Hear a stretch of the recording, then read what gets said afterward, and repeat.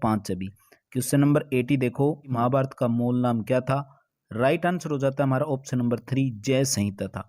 अक्सर एग्जाम के अंदर महाभारत से रिलेटेड भी क्वेश्चन पूछ लिए जाते हैं। जैसे कि अगर बात करें महाभारत का युद्ध कहाँ पर हुआ था, तो कुरुक्षेत्र के अंदर हुआ था। यहीं पर एक दो क्वेश्चन और जो इंपॉर्टेंट होते हैं, जैसे कि महाभारत के अंदर अगर टोटल अध्याय पूछे आपसे तो टोटल 18 अध्याय होते हैं और 18 दिन ये युद्ध होता है।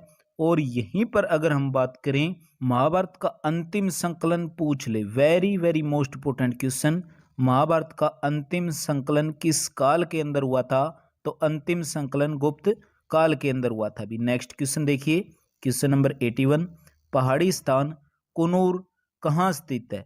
यानी कि जो पहाड़ी का स्थान है कुनूर कहाँ पर स्थित है, किस राज्य के अंदर स्थित है? राइट आंसर हो जाता है हमारा ऑप्शन नंबर 4 बिल्कुल करेक्ट हो जाएगा, तमिलनाडु राज्य के अंदर। यहीं पर अगर हम बात करें जो कुनूर पहाड़ी है किसके लिए प्रसिद्ध है?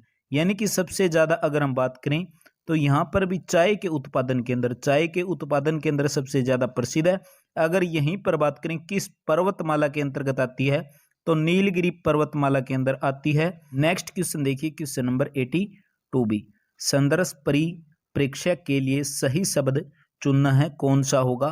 तो एक प्रकार का एक वस्तु की पार्श्व कोण, ऑप्शन नंबर 3 इस क्वेश्चन का करेक्ट आंसर हो जाएगा। अभी नेक्स्ट क्वेश्चन की तरफ बढ़ेंगे, क्वेश्चन नंबर 83, ग्रेफाइट होता है उसके अंदर जो पेंसिल के अंदर HB, यानी कि आपने पेंसिल देखी होगी और पेंसिल के ऊपर जो HB लिखा होता है उसका मतलब पूछ ले, यानी कि उसकी फुल फॉर्म क्या होगी?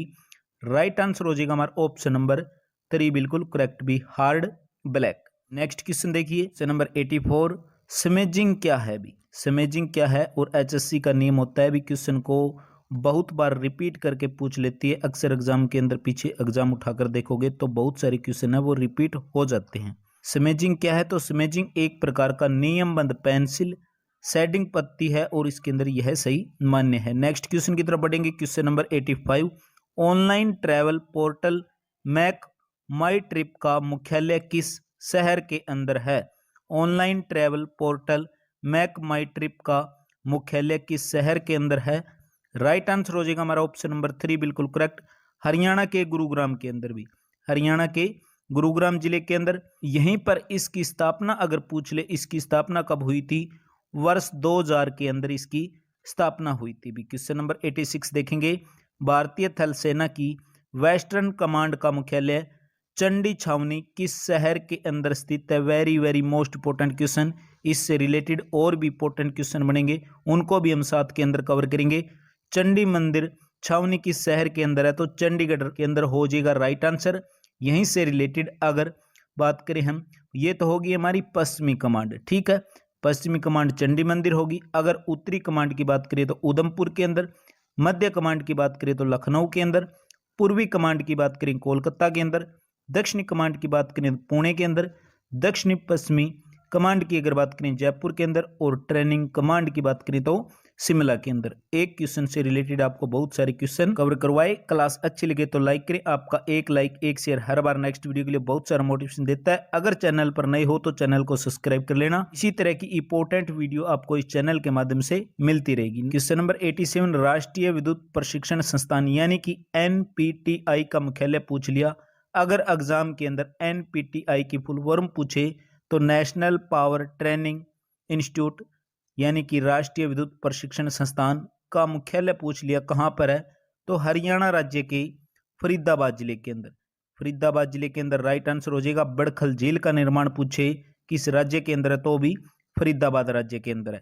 क्वेश्चन नंबर 88 देखेंगे, सेम रिपीट क्वेश्चन, पश्चिमी कमांड। क्वेश्चन को थोड़ा सा घुमा दिया, पिछले क्वेश्चन में हमने किया था। पश्चिमी कमांड कहां पर हो जाएगी? चंडी मंदिर। उत्तरी कमांड पूछे तो उधमपुर के अंदर। नेक्स्ट क्वेश्चन की तरफ बढ़ेंगे, क्वेश्चन नंबर 89, भारत का पहला लैंगिंग विश्वविद्यालय कहां पर स्थापित किया जा रहा है? यानी कि कहां पर स्थापित किया गया? 2016 के अंदर ये क्वेश्चन पूछा गया था HSC के द्वारा फील्ड इन्वेस्टिगेटर एग्जाम के अंदर। तो राइट आंसर हो जाएगा हमारा ऑप्शन नंबर 3 बिल्कुल करेक्ट, केरल के अंदर। भी नेक्स्ट क्वेश्चन है, मकर संक्रांति जो पर्व होता है किस महीने के अंदर आता है?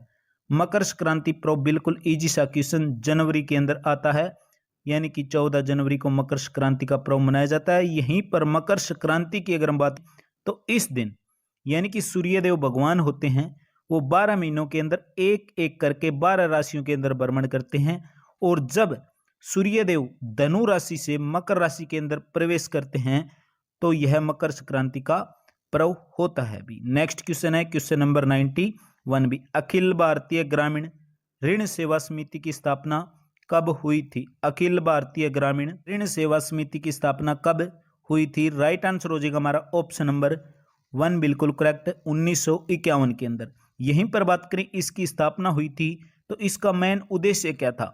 अगर इसका मेन उद्देश्य की बात करें तो ग्रामीण परिवारों को ऋण सुविधा उपलब्ध कराने वाली संस्था को प्रोत्साहन करना भी। नेक्स्ट क्वेश्चन की तरफ बढ़ेंगे क्वेश्चन नंबर 92 भी। मुस्लिम समुदाय के अंदर जो निकाह है वो क्या कहलाता है? मुस्लिम समुदाय के अंदर निकाह क्या होता है? राइट आंसर हो जाता है हमारा ऑप्शन नंबर, एक तो वैध शादी और दूसरा धार्मिक विवाह, यानी कि ऑप्शन नंबर 4 इस क्वेश्चन का करेक्ट आंसर हो जाएगा भी। नेक्स्ट क्वेश्चन है 93, very very most important question.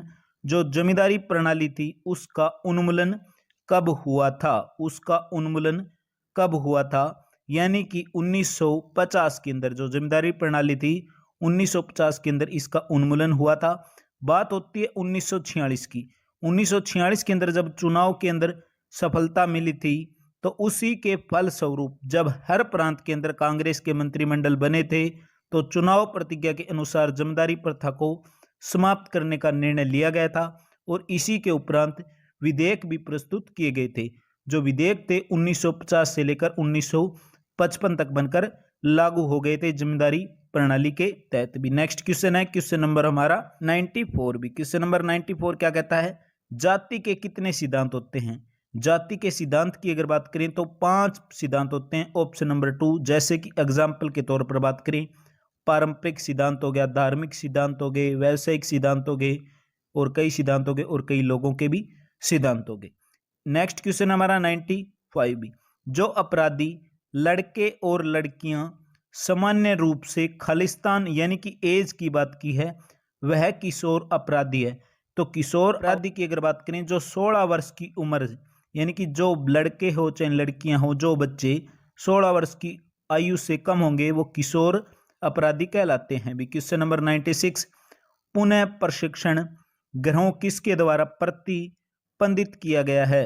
Right answer हो जाएगा हमारा ऑप्शन नंबर 3 बिल्कुल करेक्ट, निजी कल्याण अभिकरण के द्वारा भी। नेक्स्ट क्वेश्चन की तरफ बढ़ेंगे। युवा अशांति जो किसके द्वारा वर्णित है? युवा अशांति किसके द्वारा वर्णित है?